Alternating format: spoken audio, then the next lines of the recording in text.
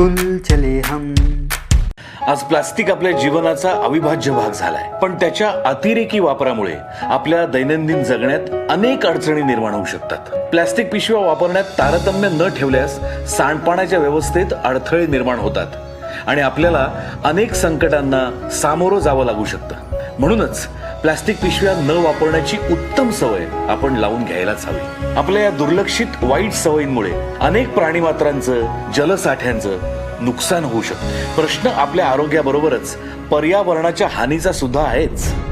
आपण जबाबदारीने सहकार्य करायला हवं. प्लास्टिक पिशव्यांच्या ऐवजी कापडी पिशव्या, कागदी पिशव्या वापरायला हव्यात. त्यामुळे विघटन न होणाऱ्या प्लास्टिक पिशव्यांमुळे आपली शहरं तुंबणार नाहीत आणि आरोग्यदायी सुंदर शहर आपल्या वाट्याला येईल. चला करू नवी सुरुवात. अस्वच्छतेवर करू मात. स्वच्छ महाराष्ट्र अभियान, नागरी नगर विकास विभाग. रुजवू संस्कृती स्वच्छतेची.